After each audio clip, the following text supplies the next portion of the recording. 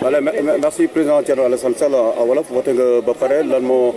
sa jàngat bu njëkk surtout ak écho yi nga am au niveau national en tant que tête de liste nationale de Aar Sénégal. waaw di sant yàlla d'abord ba ñu mayee ñu fekke bés bi ak mbooleem coalition yu ñu àndaloon di ñoŋante jàpp naa ni dem nañ ci campagne dégguma ci ay rëq-rëq yu bëri dégguma ci ay gaañu wala ñu ñàkk seen bakkan loolu sant yàlla la parce que dugg nañ fu ne ci ay waxtu yu doy waar di dawal ci waxtu yu doy waar yu bale ay doomu jàmbur ay papay jàmbur donc bu ñu yàlla mayee ñu taxaw ci bis bi te amuñu ci benn rëq-rëq dañ ci sant yàlla di ci wax alhamdulilah di ñëw tamit bés bi ci li ñuy jàngat mu ngi tàmbale ci jàmm yëgguñ fi benn tolof-tolof ñu ngi ñaan aussi mu wéyee noonu ndax élection warul nekk lu am problème ci Sénégal te ñu ngi ñaan bés bi demee continuer Sénégal nag moo woote bu Sénégal wootee ku nekk dafay war a génn woote moom it maanaam def devoir am voté si ndax bis bi bésu Sénégal la bésu bu Sénégal di jébbalaat boppam ci ñi mu foog ni ñoom ñoo gën ci moom loolu nag buñ ko waree def aussi dañ ko war a def ci anam yoo xam ne dafa war a gën a sell processus bi naam tey jii nii bu ñu ubbee bureau de vote yi ba buñ koy tëj dina am ñuy suxlu ci suuf ak ñu yooyu waaye du ci biir centre yi loolu du lu ëpp solo lu ëpp solo mooy lu xew ci kër yeeg ci koñe koppar ju bëri ñu ngi daw fan yëpp ci réew mi ak yeneen forme loolu baaxul ci démocratie day nasaxal démocratie kuy woote na woote ndax aqulaay taalaam bañ a bàyyi xel tamit ñu nekk ci sos ci réseaux sociaux yi ndax réseaux sociaux dafa yomb da ngay làqatu du ñu xam sa tur du ñu xam sa sant du ñu xam sa adresse du ñu xam foo taataanee information nu rawul ak yéen presse yi nga jàkkaarloog man nga xam ne lu ngeen wax rek mun naa ko weddi wala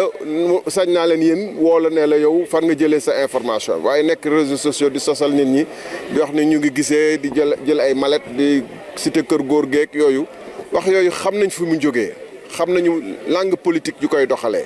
xam nañu parti yu koy doxal te ñooñu déjà am na ñoo xam ne ñu ngi leen di jàppal tànk nag di wax ni ñoom ñoo gën a rafet jikko ci Sénégal jàpp naa nag jikko sos bokk ci rafet jikko sos bokk ci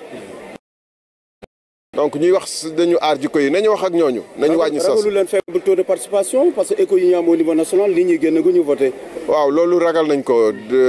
élection yu wees il y a 3-4 mois boo gisee fii nii dafa feesoon dell ci waxtu bii nii même ba midi dafa feesoon pour nit ñi am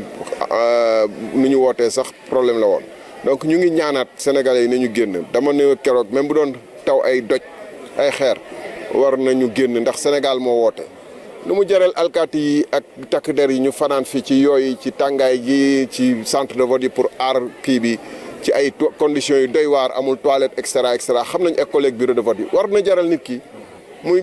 jël 1 heure am wala 2 heures am ñëw rang wax lu mu xalaat ci réew mi amul kenn ku ñàkk lu mu xalaat ci réew mi amul kenn ku ñàkk lu mu xalaat ci 8 listes yu muy jongante yi di nga ci gis boo xam ne boobu jàppoon yëpp baaxul it am na bu ci ñàkk bu ci gën a tane donc da nga ñëw xool. par rapport ak achat de conscience bi nga doon wax ba passé foo woon ni mën naa impacter vote bi. mais day impacter vote bi day impacter sérieusement surtout fii ci Thiès yéen xam ngeen ñun ñoo fi dëkkandoo bàyyi ba élection yi jip ñu jël ay titre foncier di génnee di jël ay alal ju bëri di joxe di cibler ay nit 1 à 1 mais de manière générale loolu je pense que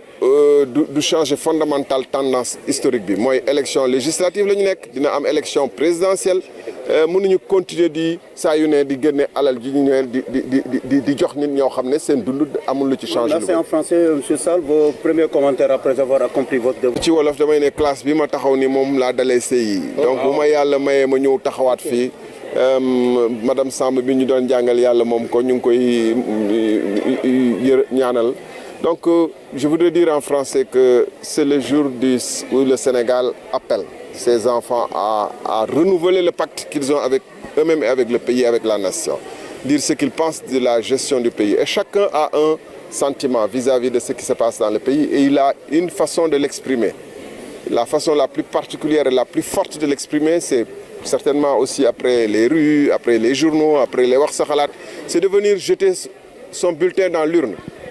Certes, il y a 8 coalitions, chacun peut trouver à redire, mais il y a certainement parmi les 8 coalitions, 1 ou 2 ou autres qui emportent la faveur de chaque citoyen, qu'ils sortent l'exprimer. Je voudrais dire qu'aujourd'hui, on voit que les choses se semblent, pour l'instant, se dérouler dans une situation relativement correcte. Et on ne peut que s'en féliciter et encourager le processus à se poursuivre. Mais je dois dire, surtout pour les observateurs étrangers qui sont peu au fait de nos mœurs politiques et qui pourraient conclure de ce processus qui semble normal, contrairement à beaucoup de pays africains où actuellement, à cet instant, il aurait dû y avoir beaucoup de tensions, beaucoup de violence, mais les choses semblent tellement relaxes et débonnaires qu'on peut croire qu'on a une démocratie parfaite. On est loin d'avoir une démocratie parfaite. Beaucoup d'argent a circulé ces derniers jours. Beaucoup de moyens ont été mis sur la table pour corrompre les gens. Cela pourrait impacter sur le vote? Mais forcément, ça impacte sur le vote. Si vous donnez des titres fonciers à la dernière minute à des gens dont vous aviez détruit les maisons, menacé le travail de toute une vie, mais de toute façon, il y en a qui voteront automatiquement par devoir de reconnaissance pour vous. C'est ça, ça s'appelle achat de conscience. Vous appelez ça comme vous voulez, c'est ça que ça s'appelle. Vous anticipez votre défaite, M. Sall? Non, non, j'exprime des faits. Je dis simplement que il est impensable et inadmissible en démocratie qu'autant d'argent circule et que dans certains quartiers de Thiès que vous connaissez, que nous connaissons, des gens sont, pour ainsi dire, ont ouvert pour ainsi dire des guichets d'achat de conscience en ciblant des personnes précises. Ça, ce n'est pas normal. Mais moi, j'ai confiance à ce que fondamentalement, le peuple sera à long terme, à court ou moyen terme, dire ce qu'il pense de cette situation. Dernier point. Je voudrais aussi dire que malheureusement, on est dans un pays où les réseaux sociaux ont une influence fondamentale. Les réseaux sociaux, c'est la lâcheté de certains qui se cachent derrière l'anonymat pour inventer contre des honnêtes citoyens des choses qu'ils ne pourraient pas dire par les journaux ou qu'ils ne pourraient pas assumer de manière signée. Dire de manière signée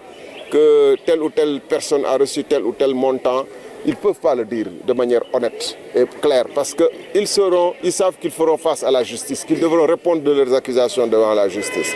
Et ces gens qui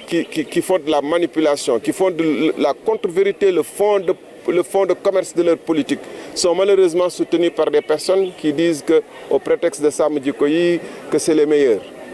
Il faut quand même que ce pays-là, on arrête. Qu'on arrête les gens qui sont dans les prêcheurs, qui sont dans certaines situations, qui veulent nous vendre que les gens qui ont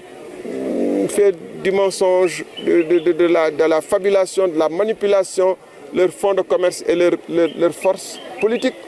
nous présenter comme les meilleurs, ça c'est quand même un problème aussi. Et je voudrais donc dire que le moment venu, après ces élections, nous reprendrons les débats. Ce qui nous intéresse, nous, ce n'est pas seulement de participer aux élections, ce n'est pas seulement même de gagner. C'est de participer à ce que le Sénégal avance et que toutes les forces, où qu'elles soient tapies, qui participent à saper la conscience des Sénégalais, à miner la démocratie sénégalaise par des pratiques soit d'achat de conscience, soit de manipulation de conscience, que cette force-là soit démasquée. Je vous remercie.